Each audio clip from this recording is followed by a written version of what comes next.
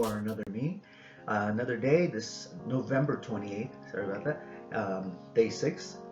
And so before we get into the assignment and the quote, I actually want to bring up a brief history lesson on who we're dealing with today, which is Epictetus, a Greek philosopher, just to get an understanding of his words and where he's coming from, and also the other school of thought that was then in ancient Greece.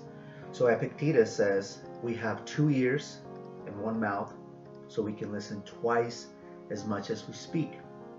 And I'm sure a lot of the times we've all gotten into the uncomfortableness of speaking before we think, and rather than end up getting in trouble. Unfortunately, unintentionally or unwillingly, hurting someone else, and anything that comes out before you, when we speak before we think. Okay, and that's really what he's saying. We want to be able to listen more, as opposed to constantly speaking. Instead of waiting our turn to talk in a conversation amongst people, actually listening to them, so that we are also conscious of their ideas and their beliefs and their notions and whatnot. And so Epictetus was from one school of thought back in first century ancient Greece, I believe, first to third. And so that school of thought was called Stoicism, which really the tenets in that were mainly to kind of become a clear and unbiased thinker, and ultimately have what we're doing here now is self-mastery, and to accept people as equals, and just to be free of anger, envy, and jealousy. So very, very interesting that that's ancient Greece, first century, and we had ancient cultures previously kind of develop and promote the same thing, and we're doing it here circa 2015, right? And so that's one school of thought, Stoicism, being stoic, which means kind of plan for the future, overcome your destructive emotions, and really be conscious about what you're doing today, because it will affect you in the future. Okay.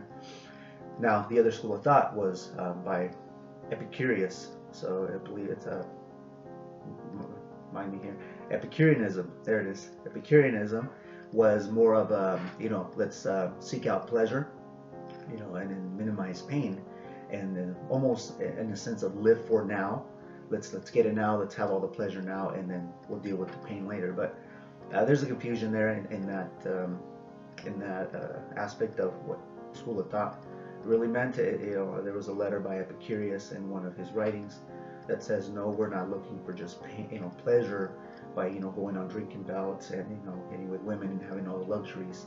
It's more of releasing and removing the pain and anger and envy and jealousy out of you, so that you can enjoy pleasure more and longer, because it is the philosophy's ultimate aim.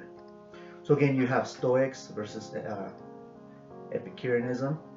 And so you want to have a balance. Yes, you want to sacrifice today for tomorrow, but you also want to make sure you're living in the moment now. So having the perfect blend can get you out of trouble, for one, and ultimately just having a better quality lifestyle. So your assignment for today, back to Epictetus, the quote of 2 ears and 1 mouth, so to listen twice as much as we speak, is to listen for kindness.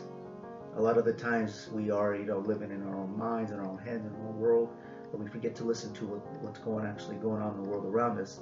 And again, being reflective, it may be going on within us. We're wishing for better days. We're wishing for better better relationships. We might be wishing for just a peaceful day. But when we're just too busy and focused mainly, the word here is focused inwardly on wishing it, we actually tend to forget that it's actually happening a lot of the times. And you'll get that. I know, for example, if I'm at work, I'll roam down the halls and people are treating themselves kindly and fairly, and listen, and I'm listening for kindness.